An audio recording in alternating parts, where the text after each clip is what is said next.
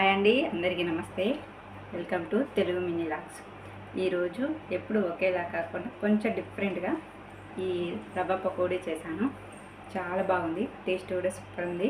మరి ఎక్కడ video miss కాకండి. దీంట్లో టేస్ట్ రావడానికి ఒక ఇంగ్రీడియంట్ అయితే వేసాను. అది వేయడం వల్ల ఈ పకోడీ చాలా ఎప్పుడు శనగపిండి పకోడీ, మైదా పిండి పకోడీ కాకుండా ఈ రవ్వ పకోడీ, గోధుమ రవ్వ పకోడీ ట్రై చేసి చూడండి. సూపర్ ఉంది. మరి నేను ఎలా చేశాను ఏంటి అనేది ఇప్పుడు ఫుల్ వీడియోలోకి వెళ్ళి తెలుసుకుందాం. వచ్చేయండి. పకోడీకి ముందుగాల నేను ఒక 3 అయితే ఆనియన్స్ తీసుకొని శుభ్రంగా కడుక్కొని వీటిని సన్నగా కట్ చేసుకోవాలి. ఎప్పుడు శనగపిండితో, మైదా పిండితో, బియ్యం పిండితోనే పకోడీ చేసుకుంటూ ఉంటారు కదా. ఒక్కసారి నేను చెప్పిన ఈ గోధుమ రవ్వతో పకోడీ చేసి చూడండి, చాలా బాగుంటుంది. టేస్ట్ కూడా సూపర్ ఉంటుంది. ఒక్కసారి చేసుకున్నారనుకో మీరు ఎప్పుడు చేసుకుంటారనమాట. ఇప్పుడు మనం ఈ ఆనియన్స్ అన్నీ ఇలా సన్నగా కట్ చేసుకోవాలి.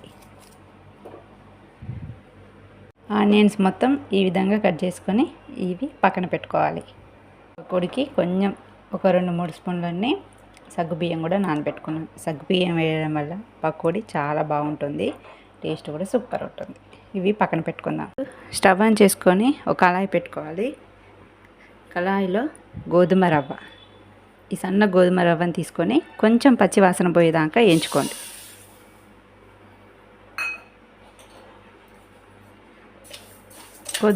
లైట్గా వేయించుకుంటే సరిపోతుంది. రవ్వ అనేది కొంచెం వేడెక్కితే చాలన్నమాట. ఇట్లా వేయించుకోవడం వల్ల టేస్ట్ బాగుంటుంది.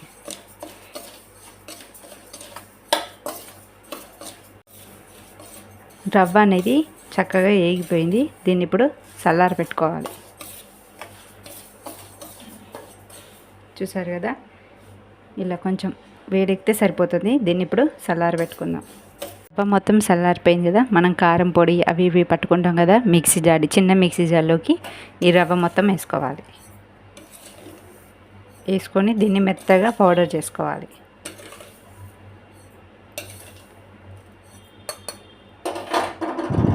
మెత్తగా పౌడర్ చేసుకోవాలి. ఇప్పుడు మనం దీన్ని ఒక బేషన్లోకి వేసుకుందాం.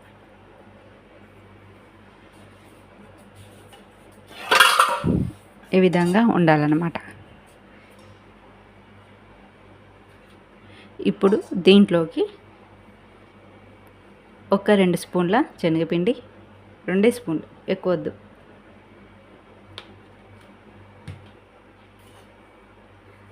అలానే మనం సన్నగా తరిగిన ఆనియన్స్,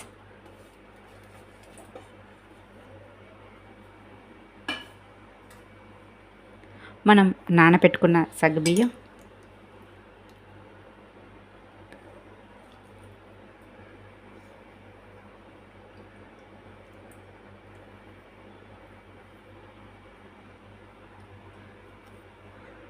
టేస్ట్ సరిపడా కారం,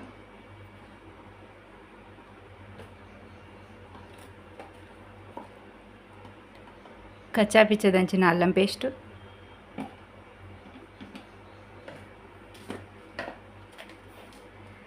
రుచికి సరిపడా సాల్ట్,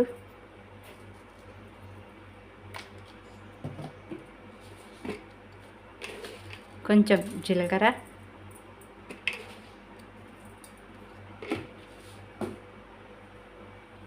కొంచెం కొత్తిమీర అండ్ కరివేపాకు. ఇవన్నీ వేసుకున్న తర్వాత ఇవన్నీ ఒకసారి కలుపుకోండి.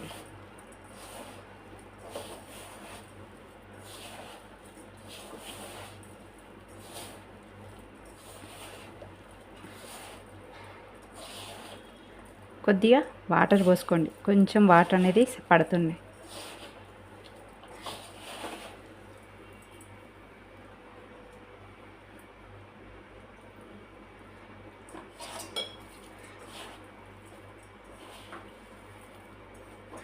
ఎప్పుడు ఒకేలా కాకుండా ఇలా కూడా ట్రై చేయండి.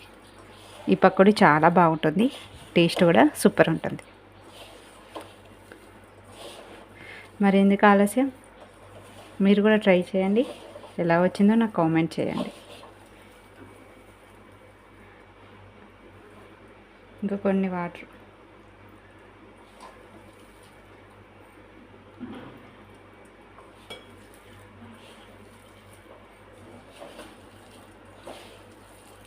ఈ విధంగా కలుపుకోవాలి పిండి అంతా.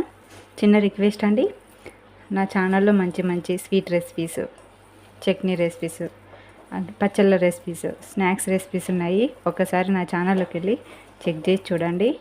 మీకు నచ్చినట్లయితే సబ్స్క్రైబ్ చేసుకోండి. చూసారు కదా, పిండి మొత్తం ఈ విధంగా కలుపుకోవాలి. ఇలా కలుపుకున్నాక మనం ఇప్పుడు డీప్ ఫ్రై కోసం ఆయిల్ పెట్టుకుందాం. స్టవ్ ఆన్ చేసుకొని కళాయి పెట్టుకొని డీప్ ఫ్రైకి సరిపడా ఆయిల్ పోసుకోవాలి. ఆయిల్ ఇటెక్కిందో లేదో ఇలా చెక్ చేసుకోండి. ఆయిల్ అనేది ఇటెక్కింది. కొంచెం వాటర్ తడి పెట్టుకొని చేతికి, అప్పుడు మనం పకోడీలు వేసుకోవాలి. ఈ విధంగా కొంచెం కొంచెం వేసుకోండి.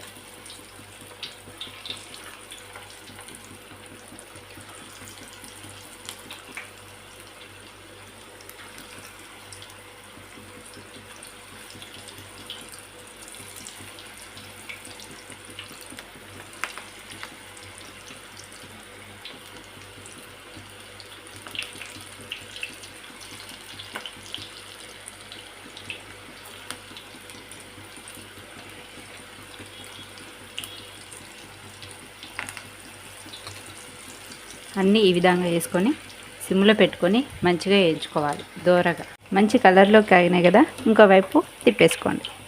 చూసారు కదా ఎంత బాగున్నాయో.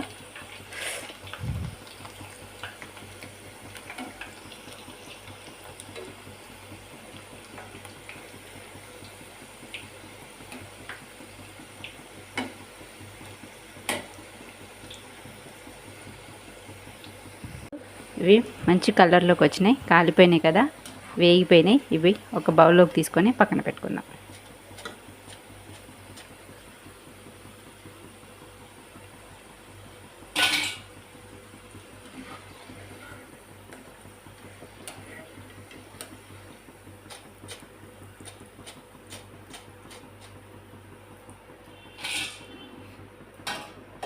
మళ్ళీ అలానే రెండోసారి కూడా వేసుకోండి.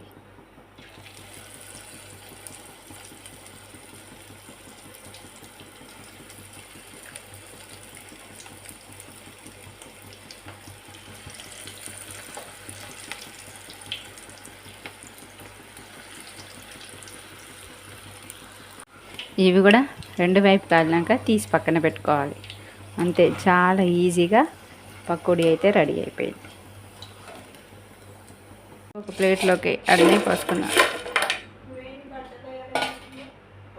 అయిపోరా.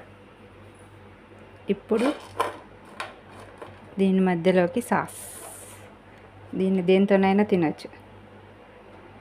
చూడండి, కరకరలాడుతూ.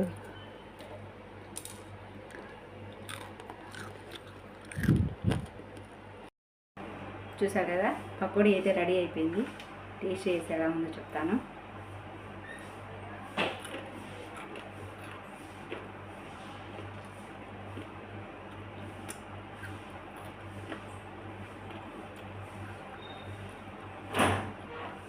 సూపర్ ఉంది. మరి మీరు కూడా ట్రై చేసి ఎలా వచ్చిందో నాకు కామెంట్ చేయండి. నా వీడియో నచ్చితే లైక్ చేయండి, షేర్ చేయండి, సబ్స్క్రైబ్ చేసుకోండి. Bye bye.